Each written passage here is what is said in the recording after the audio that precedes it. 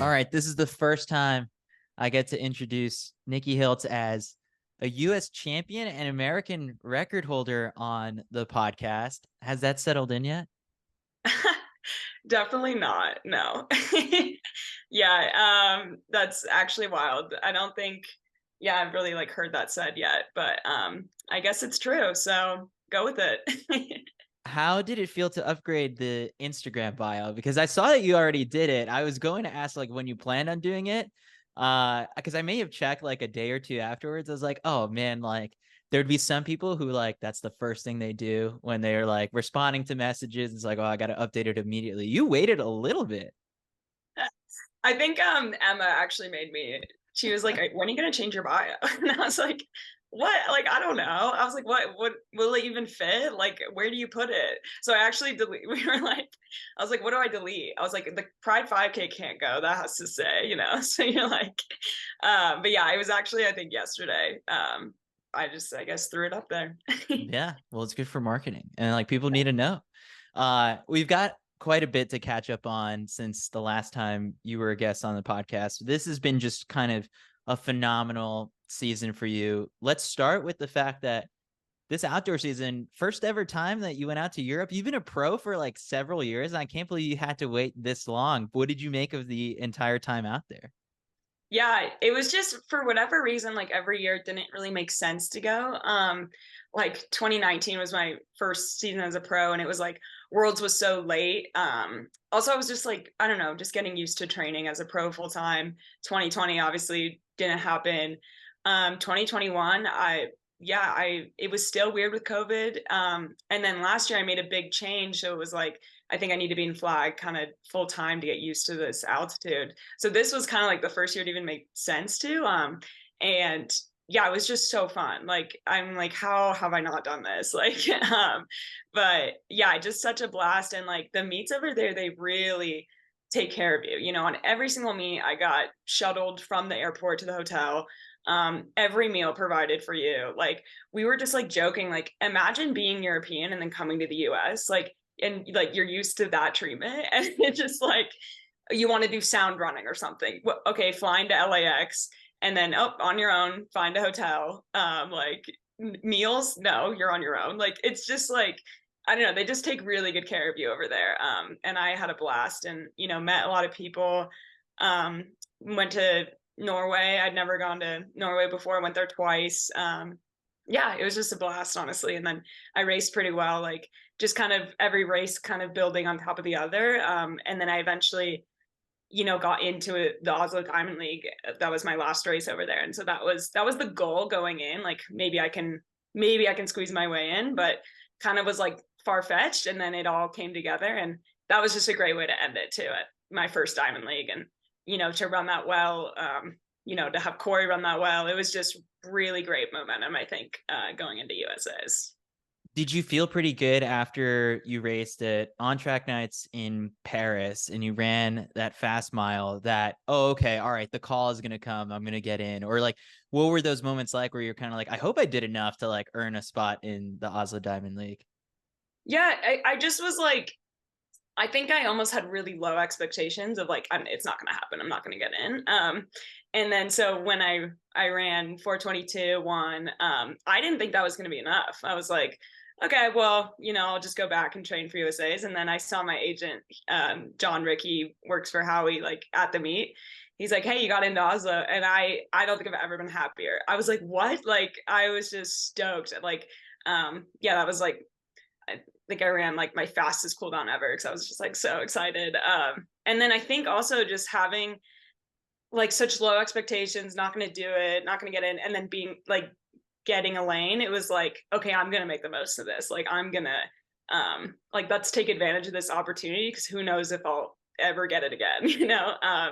And I think that's just like I remember being on the starting line of Oslo, just like I'm so happy to be here. Like this is so cool taking in the stadium. Like, you have the bib, like the hip number that's shaped like a diamond. Like, it's just like I was just knew I was gonna run well because I had won no matter what.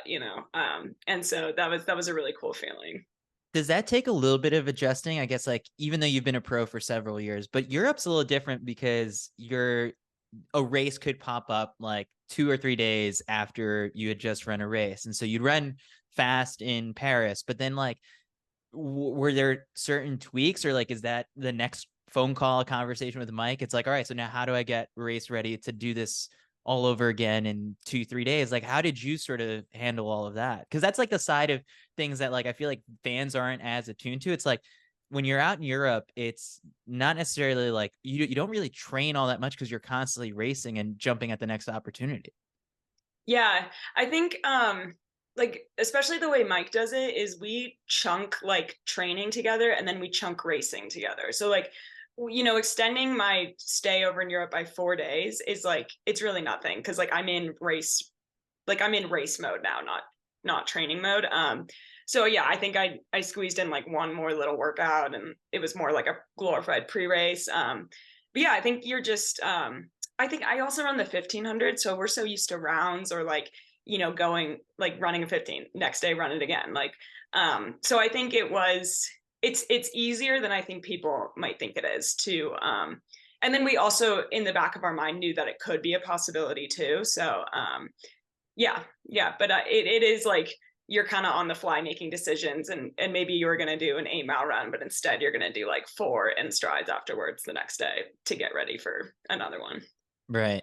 So how does a Diamond League call room, you've been in call rooms, at US Olympic trials, US championships, and even at Worlds in 2019, but how does a Diamond League call room differ from getting ready for just like, we talked, you'd mentioned Sound Running, not a knock on them, but like, it's totally different. Like you just kind of by the track, you wait for your race to get called, you check in and you go, but there's like a whole to do at a Diamond League. Yeah, the other crazy adjustment about Europe, and it's not even necessarily Diamond Leagues, is that you have to go to the call room like 25 minutes before your race at like every race, and that's kind of weird. Like I'm not used to that, right? I'm used to sound running. I literally roll off the infield onto the track, like or Portland Track Fest, and it's like either like there's no good or bad to either, it's just different. So yeah, I think that's an adjustment to like get in the car room 25 minutes before. They also you wear 2 bibs. Like all my races I had a bib on the front and back, and like you get the one on the back like in the car room, so everyone's just like help me put it on. It's just like it's kind of chaotic. And then also you're in a different country, so like I mean a lot of people speak English, but like there's a lot of other languages going on, so you're like what did they say, like what's going on. Everyone's like translating for each other. Yeah, it's different. Like I would say the Monaco call room like last weekend was definitely like it was cool. Like they walked us from the infield, like from the practice track to the stadium. But like me and Elise were like kind of in the back, and we're like, everyone's walking so fast. Like we're still joking, like, why are we power walking right now? Like, so I don't know. It's intense. Like, obviously, like Faith Kipyegon's like right next to you, but you're also like, I like to keep it light and like joke with people, and like, the people that also want to like talk and joke. It's like I find those people, and I'll put a pin on Monaco because we're definitely going to unpack and go through that. But sticking a little bit like in chronological order. So then from Europe, how much confidence did that whole trip give you towards USA's? Because this time around, I feel like we went into USA's with a different mindset. And, even in reading the phenomenal Runner's World profile that they did about you, it opens with USA Indoors this year and how you went into that one with a feeling of balancing pressure and then at the same time questions of like, what am I doing here? Feelings wise, like how are you, I guess, feeling going into USA's this time around? Yeah, I mean, I just had so much momentum like coming back from Europe. Like you're on such a long flight back from Europe. I feel like I had a lot of time to like think and process what just happened. And I think I did 4 races. Like in all 4 of the races, I learned something like so different in each of them, and all like good things that I learned. And so I was just going to USA's like I think I'm in a really good spot. Like I think I can definitely be top 3. And like, I'm like, I think I could win this, like, and so just honestly, more than anything, I think I was just coming back with a lot of confidence and my ability just to race the people, like any race that I'm in, I can race it. And yeah, so one of the races in Europe, I led from the gun. I've never led a race in my life, so that was like, I think I only ran like 4:07, but it's like, that was honestly, out of all the performances, probably the worst one. And that was the most valuable to me, to be like, you can like take the lead at any point and like, string it out. And like, that's, just confidence in my ability and my ability to do things that I've never really done before was huge, I think, going into USA. So yeah, I journal a lot. And so I wrote a long journal entry on the flight home back from Europe. And it was just like, just genuinely just like so excited for what's next. You're not the type of person who buys the Wi-Fi on a plane or like zones in on the movie selection. No, I don't buy Wi-Fi, but I definitely do. Once I'm done journaling, I'm watching TV and movies for sure. Yeah. So at USA's this year, us in the media, we love to drum up like the different storylines and things. And Athing Mu being like in the race was something that was an extra factor going into it. It's like the Olympic champion in the 800 meters is stepping up to the 1500 meters, hadn't run one the entire season. And, Sinclaire got some heat for the comments after the semifinal where she was just like, no, I mean, it's a 1500. Like, I'm just going to approach it the same exact way. I mean, if you go back and watch it, like, I get what she was saying. How did you sort of think through the different scenarios of how that race was going to play out with Athing being a major factor in it? It felt like, from the gun, we see one of the Brooks beats go out and like they needed the time, but everyone else was just kind of like keying off of Athing. Like, how conscious of a decision was that, like, right away? Yeah, I think I don't know. I think I don't even know if we were keying off Sinclaire or Athing. I think I was more keying off of Cory and Sinclaire. Athing just happened to be in the one chasing the, but yeah, I mean, I was like, okay, she's in it, of course she's in it. She's an Olympic champion. Like, she's Athing Mu. Like, I'm like, yeah, I don't know. I think I was honestly more concerned with like not falling. And I didn't even know who was like leading or what was going on front, because I was just like getting thrown around in the middle. And like trying to just be like, it's okay, we still have a lot of race left. Like, let's use one of these straightaways to get out of your position and move up. And like, I think I did that probably from like 600 to 700, like right before 2 laps to go. I made a big move to like get to where I wanted to be. And then I was like, oh, Athing's here. Like, but at that point, it's just bodies, you're just racing the people around you. And then, yeah, when we started like going, like, I'm like, well, of course she has speed. Like, I think when we started going, so probably like, with a lap to go, that's when I was like, yeah, we're keying off Athing. And like, this is really interesting. Why is she running in essentially lane 2? What's going on? That was the most bizarre thing, I think, to ever. It was like, is she letting Cory pass? Or like, Cory tried to at some point, couldn't get through. It was the strangest thing that I'm sure is just like for you, just like also in the race, being like, what's happening here? Yeah.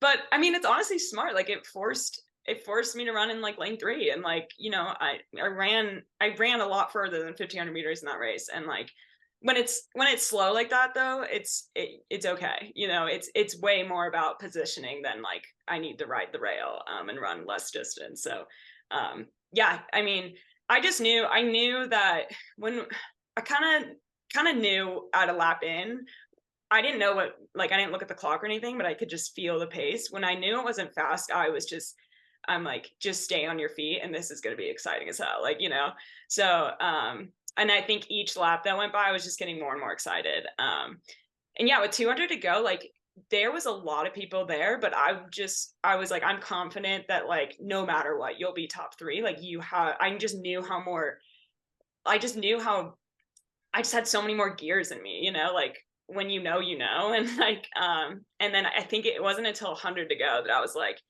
yeah, you have another gear. Like, wait till 50 and then punch it and like see if it's enough. And like, yeah, it was just like, I think races like that, we don't get a lot of them on the women's side, like in a national championship. It's the past few years, it's just been fast.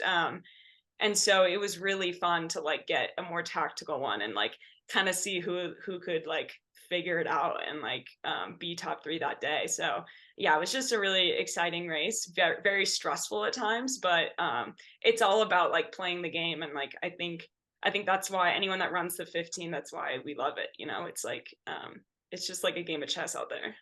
Yeah, best race of the entire meet. And it's got to be really cool to be like the person who won the best race of the whole thing. And so, I mean, consciously, there was so many people who asked, like, what do you think about during races? And in this one, it's just kind of hearing you describe it, it's just constantly thinking of like staying on your feet, the different gears that you have.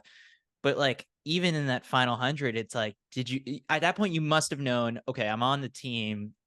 Can I win it? Is what the last straightaway was? Is that basically what you were thinking? And then, I mean, the celebration was great too. Yeah, like 200 to go, it was I'm on the team. 100 to go, ooh, let's see if I can win this. Like, but yeah, it's you never know till the very end. I mean, and look at what happened a meter behind me. It was like just this blanket, and like, yeah, I just think a lot of it is like the stars aligning for someone, and like a lot of it's luck. Obviously, we all work hard and we're all phenomenal athletes, but like I just think the stars align for me, and like I also put myself in a great position at 100 to go. And but yeah, and then you also have these crazy intrusive thoughts like all throughout the race. Like I remember I think kind of right when I made my move up with 2 laps to go, Danny Jones just stepping off, and I was like, whoa. And it happened right next to me, and that's like distracting, or I'm like, oh my god, what happened? And then you're like, no, focus. So there's just, and then also with like, I shared this before, but with 100 to go, I was like, okay, I think I can win this. Like what's gonna like what's something that like you can think of to like give you that extra gear? And it was just like this like queer, like whether it was like joy or fury or like whatever it was, I was just like, I want to do it for my community. Like I want to do it for my people. Like I think this will be a sick win for the LGBTQ community, and like I'm in a position to do it. I'm going to give it everything I have, And so the range of thoughts that goes through your mind, it's insane. Like I wish you could have like a recording of my internal monologue during that race or any race, because it's really unhinged, honestly. How many times have you gone back to rewatch it? I think only a couple. Like I think I've seen the finish a lot because that's been like, reels or on TikTok, like the last 100 a lot. But I think the whole race, maybe only like once or twice. You have this whole community, especially on TikTok, that like you've talked to me kind of before about this, how like, they only know that you're a professional runner a little bit, like they're not as into it. But like for this, like this is a big moment for you. And then on top of that, Monaco, like have your fans and your community on TikTok leaned into it a bit more. It's like, oh my gosh, like this is huge. I think so. Like, but there's still comments like, oh, I didn't know you set the American record. Like, which I love. Yeah, I think more recently I've also shifted my brand on TikTok to be more like more runner than like thirst traps or whatever the hell I was doing in 2020. Like, so yeah, so the audience has like, come along for the journey with me. And yeah, I think they get really stoked about so even like I posted a TikTok of the last 100 and like, that finish and then me celebrating, and it's just a screen, literally like screen recording of the race. And so, but you hear the announcers and like Kara, and like people are like, holy shit, like they're getting your pronouns right. Like that's like that's what they're obviously like, oh sick, you won, but like that's cooler, or like I've never heard that before, like, so yeah, it is really cool, the balance of like my following on that app for sure. A good friend of the podcast, past guest, Mike Smith, was kind of, a couple months back, he famously shared that like, once you remove thinking about like the outcome, like everything seems to get better. Now it's been, over a year of you working with Mike. How long did it take you to adjust to that? Where it's like sometimes you could get so caught up in thinking of like, how am I going to win this race or how am I going to make this team? But just kind of detaching yourself from the outcome. Like it seems to work for everyone in, Mike Smith's camp. So for you, was that a learning process? Yes and no. Like I'm still learning, it's the outcomes are always going to be there. And it's hard not to get caught up in it, especially at a meet like USA's when it's like top three, it's who's gonna make the world team. Like it's everywhere. But so I've been just like keep learning. But at the same time, I think that's kind of always how I've approached running. Like, I had a great high school coach and he just like at a very, when I was 14, like freshman, like very much instilled in me that like, it's about competing and like, if you compete, the times are going to come, and that's kind of always how I've like, gotten excited about racing. And, Mike's very similar in that approach. And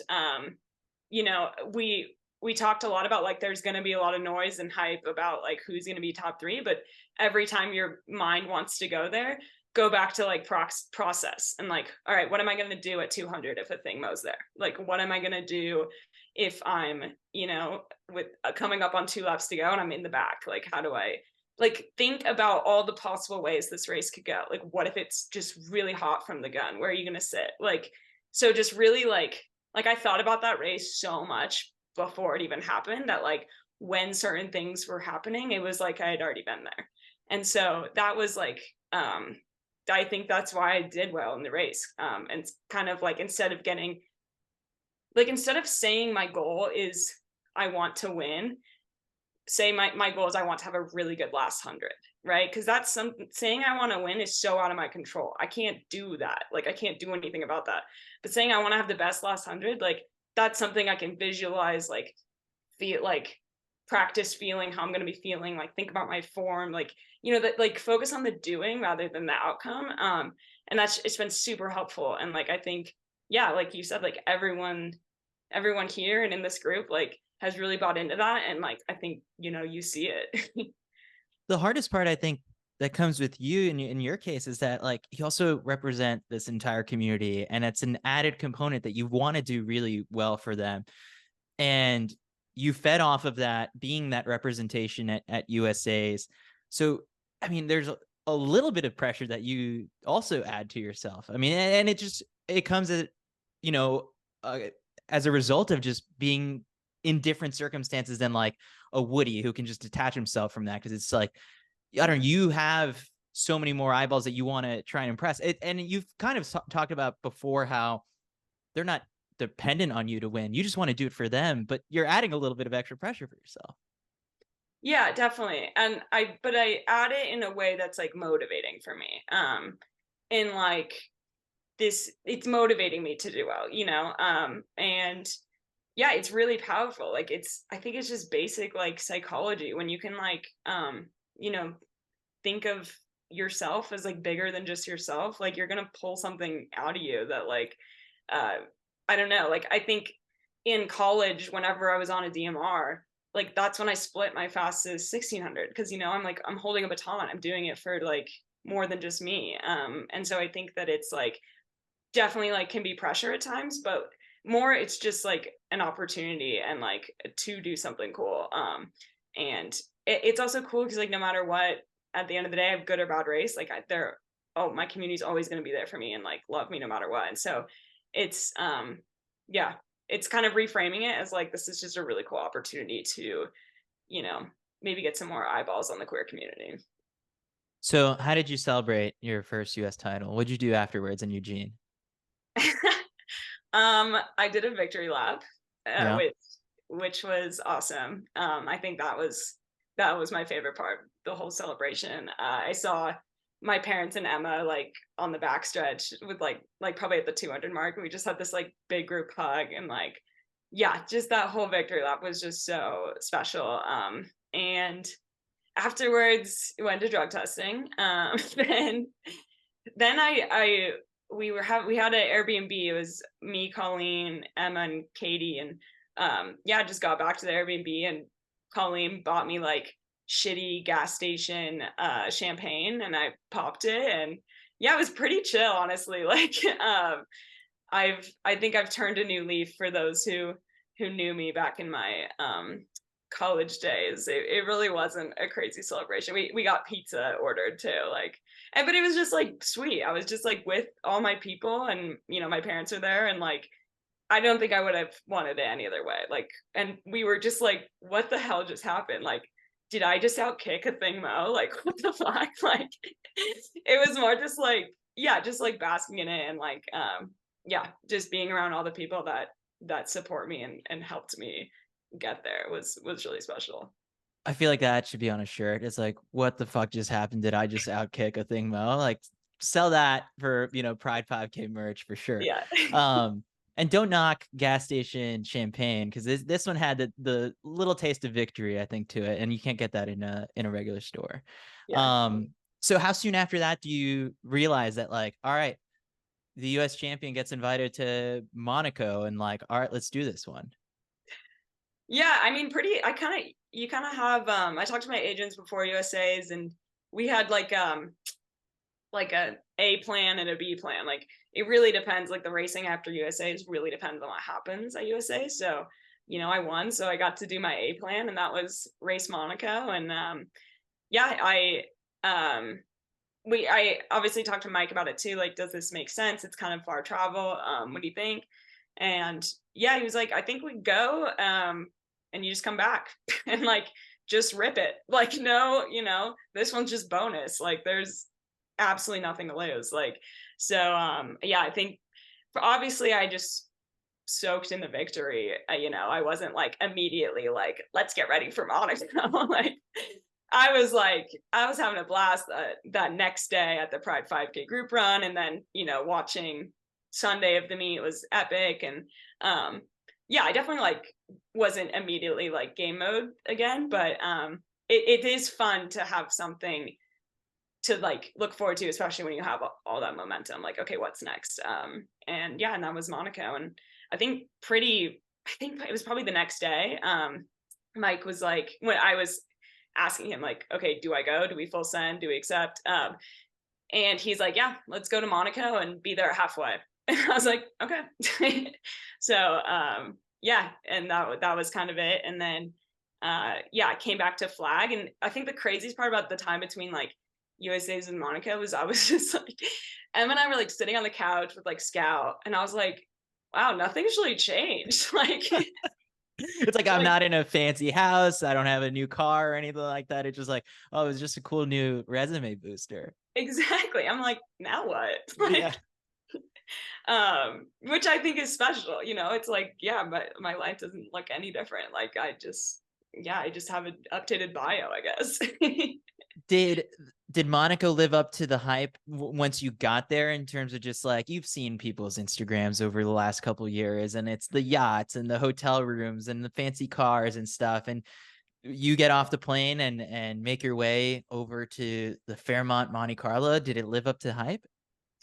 Yeah, I mean, it was incredible. Like there, you know, yachts, like there was a helicopter pad, like right near the hotel, like that. I think if I ever go again, I'm gonna take a helicopter from the airport to the hotel, because it's like 200 euros. Like that's not crazy. Like, no, I mean, and you got to do it. Yeah, worth it. Yeah. So I honestly wish I had known about that, but next year. And yeah, no, it was just epic. I think it's kind of hard to be in such a cool place, and you really just have to put your legs up in your hotel room. Like there's really nothing, you know, I wasn't gonna go on a yacht. Like yeah, the only thing you can really do is maybe like walk to get coffee, and like maybe shop if you want. But no, it was still cool, obviously, to like be there. And the stadium is incredible. Like I think when I think of Diamond Leagues, like I think of like Monaco and like that with the stadium. arches and everything. Yeah. Oh, Yeah. yeah, it's the best. I haven't been back in 10 years. I need to go back at some point.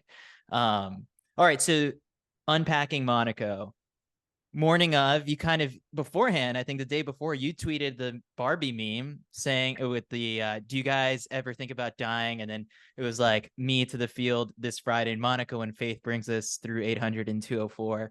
Kind of you scripted it, you knew it was going to happen. Is that a weird sort of thing, like kind of no going into a race knowing it was like, okay, Faith's gonna win this thing by like 7 or 9 seconds, and it's like for the rest of us it's like a suffer fest, but we could get something good out of it? Yeah. Yeah, I mean, I think it was cool to watch like the Florence 1500 where she, set that world record. And it was cool in the sense I'm like, I see this looking a lot similar, and like it's a race for second, and like we're kind of just out there on our own, and but we can still do something special, like you said. Yeah. So yeah, I talked to Mike like I think like maybe 3 hours before the race. So he made that comment, like I said, the day after the US final. We didn't talk about the race until 3 hours before, like again, which I like. Like I think, I obviously have my own thoughts about it, but it's cool that's like, for me, that's perfect timing to like, yeah, let's get excited about this. Cause I think sometimes if I talk about it too far out, I maybe just like think about it too much or get too excited, and then I'm just like burnt out when I get to the line. So yeah, we talked, and we talked for maybe like 30 minutes, and I don't think we mentioned the American record once. It was purely all about like, okay, how's this gonna look? Who's in it? Faith is gonna be way out front. Maybe someone goes with her. If they do, like, just let them. And like really just like, there was a lot of people and like that are in like my fitness level, I think Jess and Elise were kind of two people I was going to key off of.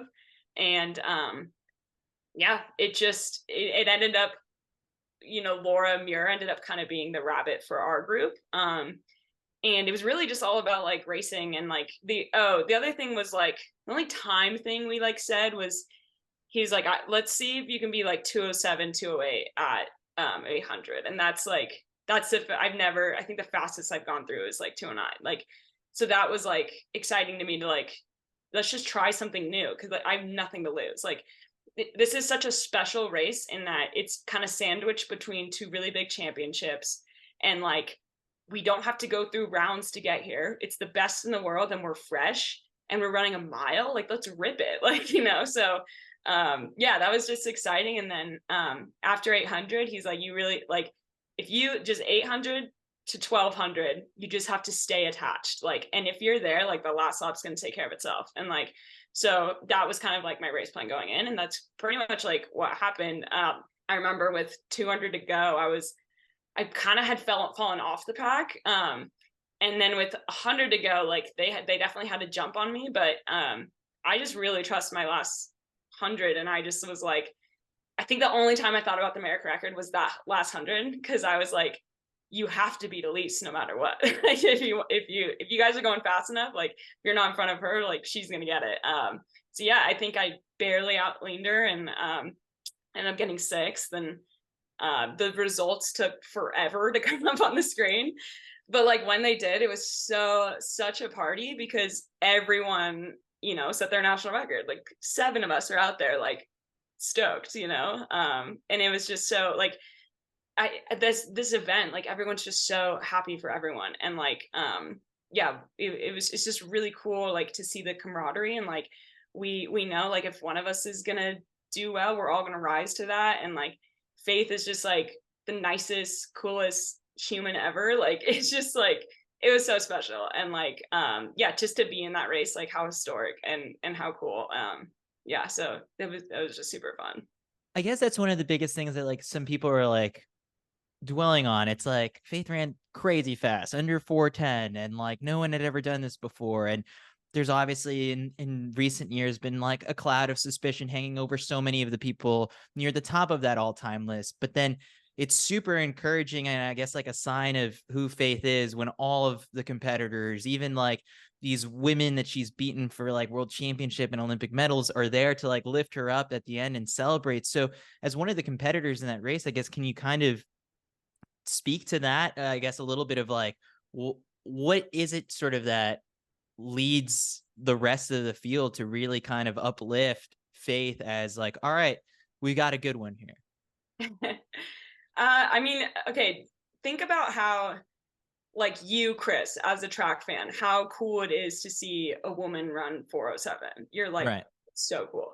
Like, the people that think it's the coolest in the world are the ones in the field, because we train every day. That's our goal too, to be the best in the world. Like, so we, like, when you're in the presence of that, it's like, it's just, I don't know, it's hard not to be like inspired and motivated. And like, yeah, it's just, I mean, we're all fans of track and field too, and we're like, let's see how fast Faith can go. Like, so yeah, I think it's just this camaraderie and like this really deep mutual respect of like, because we know what it's like to train, and like, you know, maybe we don't know what it's like to do Faith's training, but like, we know like how hard it is and how hard we work. And like, yeah, I think at the end of the day, we, like, her competitors are her biggest admirers because of that. And yeah, she's also just like so nice and sweet. Like, You had a moment with Faith after, you know, the meet, kind of like back at the hotel and stuff. Was that just sort of like, one, is it a congrats, and then also like a thank you, because like, hey, you dragged us all to like these crazy fast times? yeah, it's congrats, thank you, I love you, can I get a picture with you? And then And you then, made a comment, right, about like sub 4 or something like yeah, that? I was like, I think you can break 4 minutes. And she's like, kind of like laughs it off and is like, with you guys with me, anything's possible. And I'm just like, my heart, but also like, Faith, we're not with you. Like we're physically sure on the same track, but like, yeah, I think no, she's just like, I mean, you know her, you did a whole interview with her. She's just like so sweet. Like, that's just her heart. And like, yeah, but I'm like, get her in a pace with, like, get her in a race with, like, I don't know, maybe a bunch of guys who haven't broken 4 yet, and like, you know, good rabbit. Like, who knows Who if she can, knows? like, with company. Yeah, like, I don't know, no human is limited, right? Yeah, right. Well, see, the other thing too, it's sort of like, I want their Nike sports marketing to get behind sort of like, all right, we did the sub 2 thing, like a women's sub 4 mile, like optimize it as best as you can. And I don't know, let's see if they can do it for Faith in the same way. Like, that would make headlines globally. Like, it would project Faith to this other kind of sphere of stardom. I'm all for it. I'd love to see it in my lifetime, but you know, who knows? I mean, who knows what we're doing with like these new spikes and stuff, and where things Yeah, can go. But I believe that it'll happen. Now I believe that we'll see a sub 4 in our lifetime. yeah, me too. I want to talk about your mom's text that morning. You posted it on Instagram. Your mom wrote, quote, when you know what you want and you want it bad enough, you'll find a way to get it. It's a quote by Jim Rohan. And then added, don't hesitate to reach for the stars. Goals we once thought impossible happen all the time. I love you and good luck tonight. I mean, chills I'm the listening. best mom. Yeah, chills reading that. These pre-race texts, like, was this sort of like the sweetest one that, like, you know, it came true, but I don't understand how like you're not sobbing, like going back and reading that.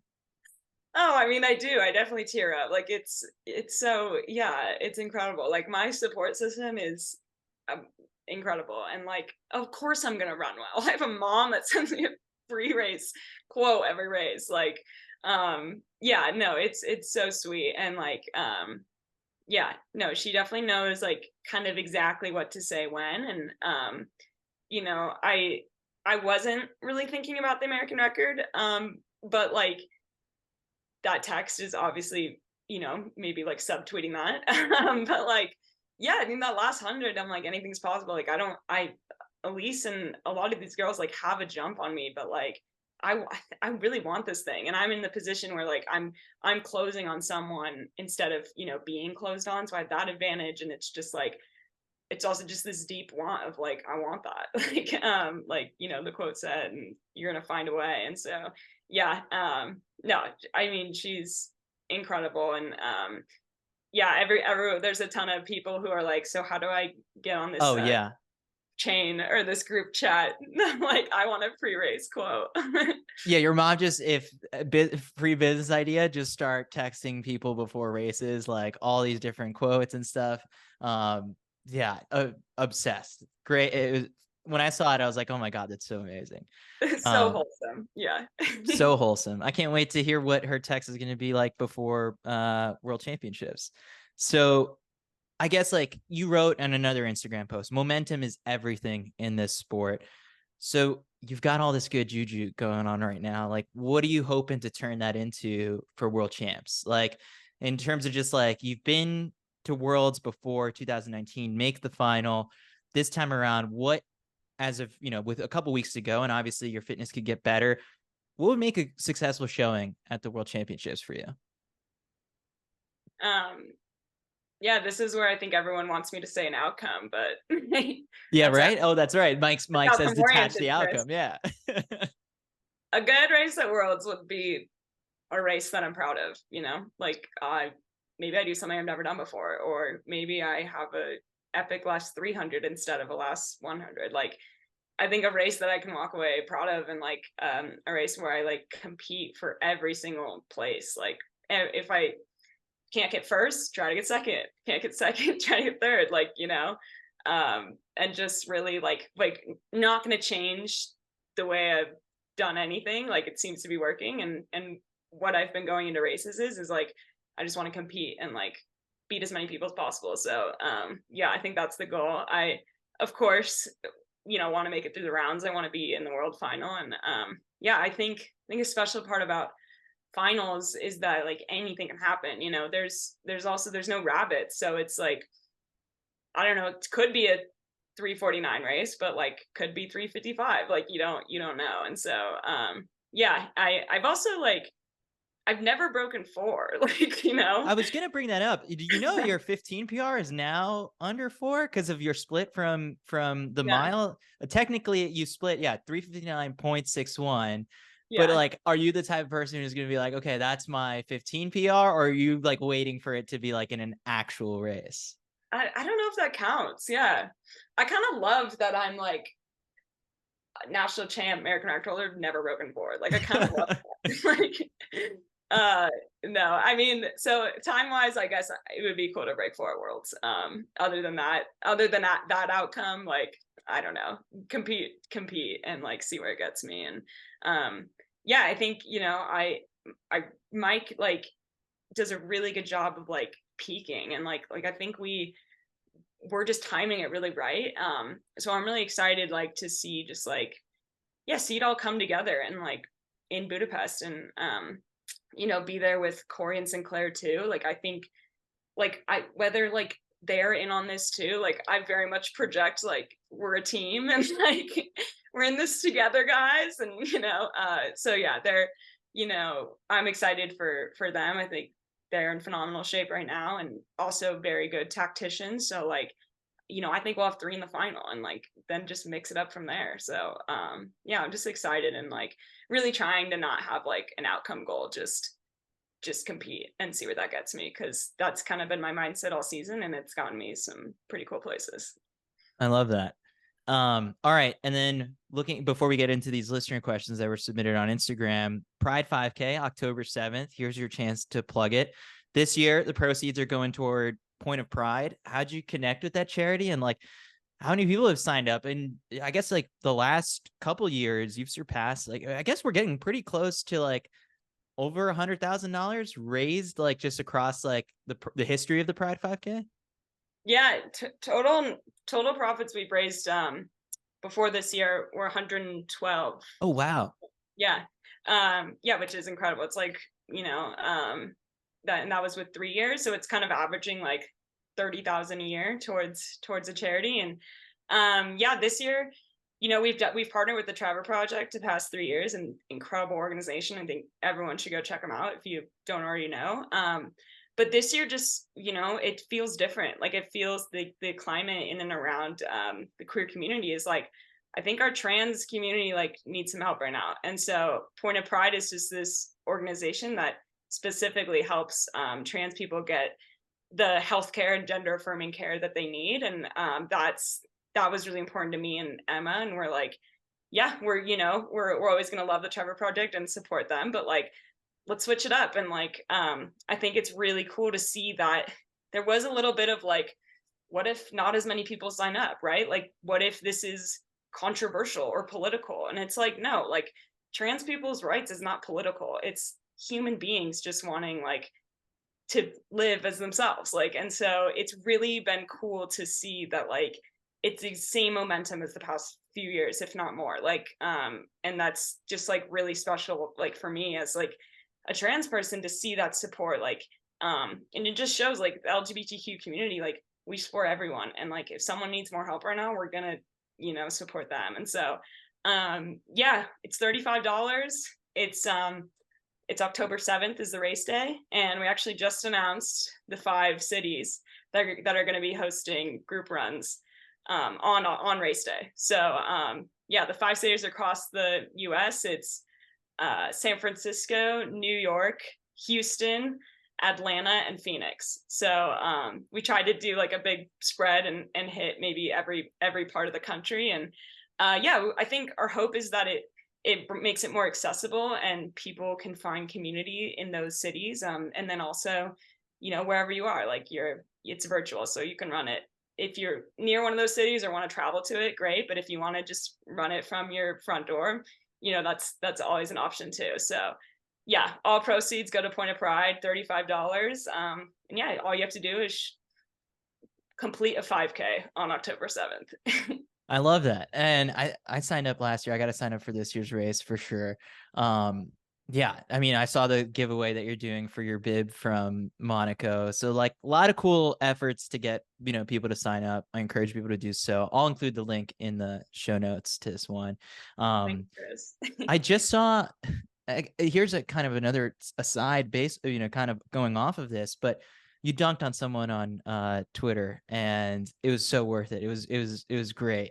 But it kind of as a result of just all of a sudden, like, you know, you do open yourself up to just, you know, criticism from people who get, you know, see the word trans and then all of a sudden get super angry and then twist things. And it's a lot. And like, I also know this from basically when we post an Instagram photo of you and we'll collaborate with you or something like that, that sometimes like the comment section is another thing to manage. And like for us, we will delete like comments of people who are hateful. And I've gotten a DM or two from someone who's like, oh, what happened to free speech? And it's like, yeah, there's free speech. There's no hate speech that we kind of tolerate. It's like I'm also kind of just also sometimes like we'll see your names are attached to this thing. And it's like, if you're really a track fan, like, are you really worth sacrificing like your being able to follow along with the sport? We'll block you. Like, so there's been some, yeah, it's a lot. How do you kind of, you know, that particular tweet got to you that you responded? How do you go about kind of like managing some of that stuff? And it's like, you don't want to give it your energy and attention all the time, and it can hurt. So for you, like, what is it that kind of results in a response sometimes, and that you feel like, all right, this one is important to address, and like, I have something to say. Yeah, I think it's definitely a lot. And like it's kind of just the sad reality that like trans people face.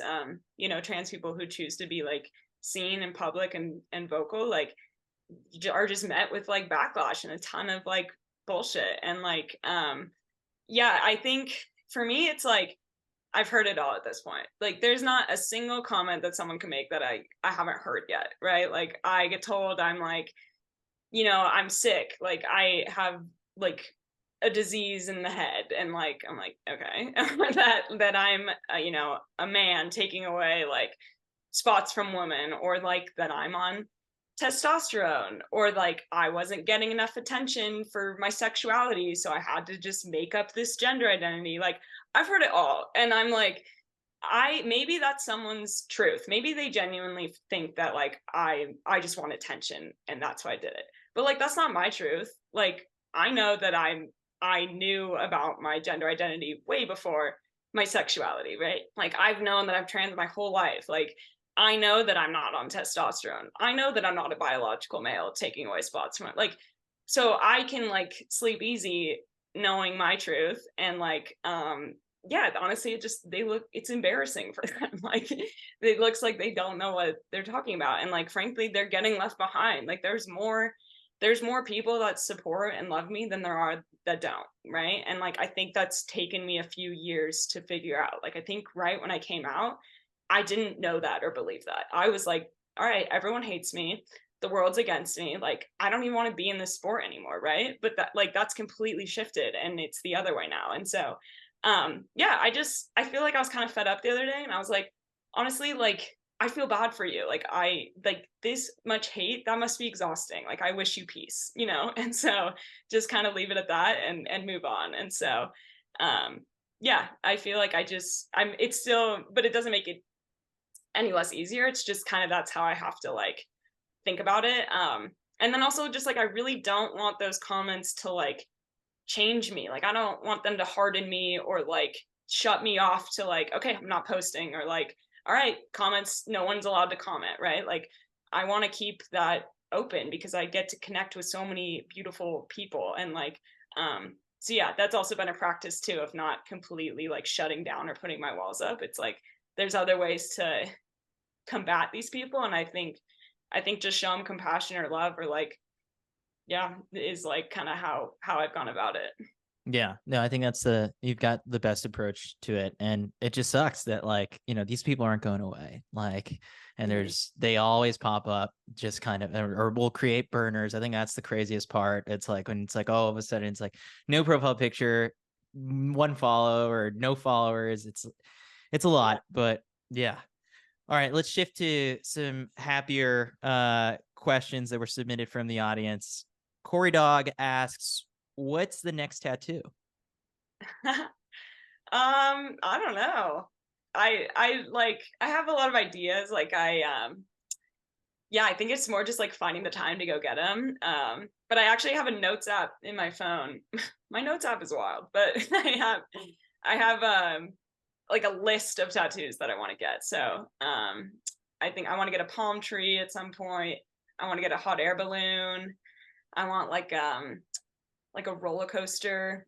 I don't know. I have a bunch of them, but those are the ones that are just top of my head. I'm done making tattoo suggestions for you. You already have legs are feeling good. Like, well, That's all you I can't need. contribute anymore. Natalia Alfonso asks, what's the mantra for the days leading into a race? Oh, that's it. Yeah. I kind of posted about that in my photo dump after USA's, but for USA's, it's kind of different every race. But like for Monaco, it was really, I think it was like nothing to lose, like everything to gain, nothing to lose. Just go for it. Because I think that's kind of me as an athlete. That's something that I've had to work on, is like I am hesitant to go with the fast pace sometimes. So yeah, that was helpful for me in Monaco. And then at USA's, it was like calm, confident, competitive. Like those three C's, I just kind of kept repeating myself. But yeah, it's a good question. It really depends on the race. Ben M. Juist asks, what's the single best piece of life advice that anyone has given you and who gave it to you?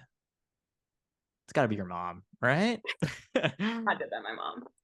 Um, yeah, I think but like a lot of my mom's, it's like quotes from other people, as we've seen. But yeah, I feel like it's just like, um, don't let insignificant people have significant impact on your life. Like, you like lean into the people and things that matter. And like those that I think when I first, was starting to get some hate, it was like, all right, those that mind, like they don't matter to you. And those that matter, like they won't mind. And that was like, yeah, I think I always go back to that. Or, anytime I talk to like a queer person who is struggling with that, I'm like, that helped me. So I don't know, maybe it'll help you. I need to know the process of your mom. Is your mom Googling like inspiring quotes or like, I just need to know the behind the scenes of that side of things at some Right. point. Oh, yeah. Jack Moore asks, what's the one thing you think about while racing? And then Casey N asked a kind of a similar question. Lap bell rings, where does your mind go to? So you kind of touched on this, I think, a little bit in recapping Monaco, but is there a certain like, I don't know, you had the Barbie meme, but like, or do you keep it light like up until like the gun goes off? Yeah. I think for sure, like, and just being like, this is the fun part, like racing, like the training and flag, the workouts, the like, that's the grind, like that's the suffer fest. Like, this is the fun part. We get to like just race each other. And I think recently, like, it kind of like, whenever the race, it gets really hard. I think about that bell, and I'm like, no matter how hard it gets, it's going to be harder if you're not there when the bell rings. Like, right? You don't want to be no man's land, no one to race. Like, you want, so like, I think I tell myself, like, get to the fun part, you know, because like when the bell rings, it's all fun from there. And so that's like something recently I've been telling myself. But sometimes like 400 out, like that's a long way to make it. So you have to just like gaslight yourself and just be like, make it 100 more meters. Like that's the finish line in 100 meters, you know? So yeah, recently I've been, I really like, and I don't care to share that, like I like making a move at 500, like, cause that you're a K in, that's the hardest part of the race. Like, and if I just force myself, like you have to make a move there, like it's almost like distracting myself from like the pain that I'm in. And so, and it's also, that's the best place to make a move because everyone else is like going to make a move at 400. So you kind of have like a step up on everyone. And so, or it's like, I've been telling myself like make a move at 500 so that you're in a perfect position at 400. And then the fun can start. So yeah. Sabrina Society asks, I love how you're always smiling on the track. Were you always happy and joyful on the track? Yeah, I think I've always like, yeah, it's been like my safe space, the track. Like that's like, it's kind of, I don't know, we were just talking about like all the hate I get online or from strangers. And like when I'm on the track, like I don't get any of that. Like those are my people out there. Like, you know, my competitors, like we were talking about faith, like they, like we have faiths back, like they have mine, and they're never gonna misgender me or like put me down or like they're my people. And so I do think that when you're around, you know, I think all queer people can relate to this. When you're around people that make you safe, like you're going to be happy and joyful. And so yeah, I think I've always felt that way. And in college, same thing. Like I had great teammates and we were out there like together. And yeah, so I think it's kind of always been like, yeah, I like having fun when I'm on the track because yeah, I feel safe there. That's the one leg up we have on like other sports is that like in a baseball or football game, like if it's the other team, like you're just booing them, you're yelling Sure. like obnoxious things. But I don't think anyone's ever been booed at Hayward Field, at least like not yet. All right, Yeah. next questions. Emmy loves bagels, had some good rapid fire ones. Favorite field event? Long jump because of Tara Davis. I figured. Favorite nickname? Nikki. Yeah. You know, my fiance was just like, oh, I had no idea that they were born Dominique. And I was Yeah. like, yeah, no, that's where Nikki comes from. Yeah. Weirdest dream you've had recently? I feel like I had another day, it was like snowy in Flag and everything was icy. And I had to like ice skate across this lake to like get to the where we were meeting to run, which is so crazy because it's so hot right now in Flag. Yeah, so I was like, what was that? Yeah, that was kind of weird. All right. El Villafuerte asks, if you could be the U.S. champion in a different event, which event would you choose? God, the 15 is the coolest event. Yeah. The men's 15. That's a good one. Lewis Running asks, what events do you see yourself running long term? Planning to move up to the 5K, 10K? I think you famously said like you have no interest in ever like moving up or like even like a marathon is just like no. The amount of people that I'm like, guys, I'm really good at the 15. I'm not going to the 5. Like, no, I think I will. Like my training is definitely more like, well, I don't know. Like, I don't even know what my training is, but I would say like I'm coming from a strength background now. And yeah, I mean, Rachel and Ellie are my training partners and they're, you know, two of the best 5K runners in the country. Like, I think it would be fun. Like, I think I don't know. I would do a 3K this indoors, like see And then if I hate them, like, I hate that.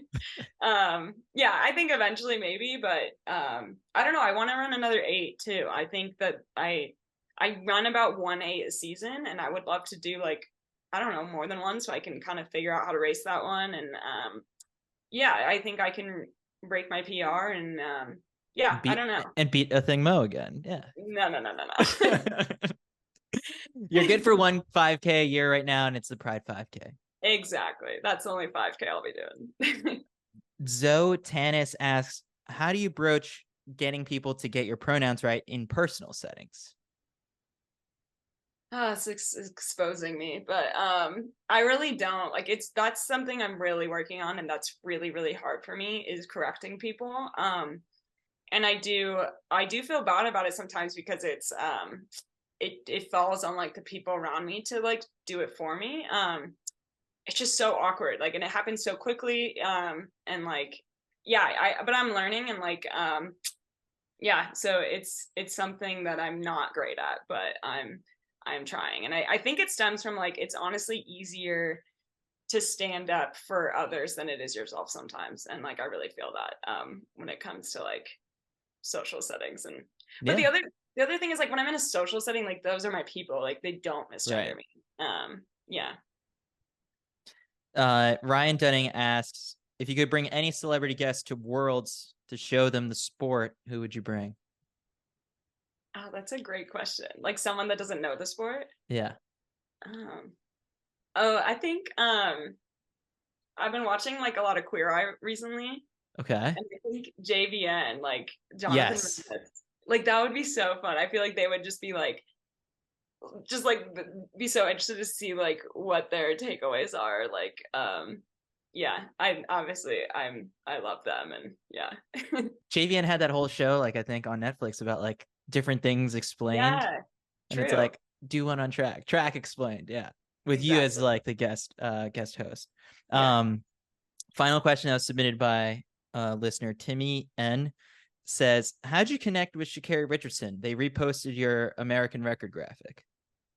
Yeah, I put her on my story like kind of after USA's, just like her quote of like, I'm not back, I'm better, because I'm like, I so resonate with that. And like, yeah, I did like a photo of me making the team in 2019, and then again in 2023, like 4 years later. And yeah, I'm just like, I'm not back, I'm better, like Sha'Carri. And she loved it and was like, yes, Nikki, like, rooting for you, like, so proud of you. And I was like, what? Like, you know, like, I was like, oh my God, I'm such a fan. Like, and then, yeah, so it's just been like, yeah, just like showing each other support. And yeah, she's an icon, and love everything about her. So, So you're going to do a wig reveal at Worlds? Like, yeah, I'm not back, I'm better. Like, reveal my new haircut.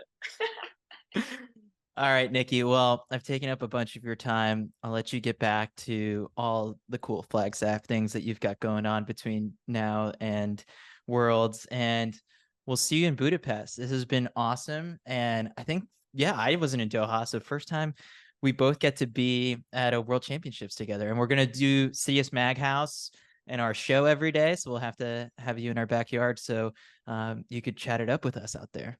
Hell yeah. No, I'm so excited. And yeah, you guys are, doing incredible things for the sport. Keep it up. And I'm a CITIUS fan all the way. And yeah, it also means a lot that, I feel comfortable talking to you guys. Like, you guys make it a safe space for me, and that means the world. So yeah, stoked for Budapest with this crew.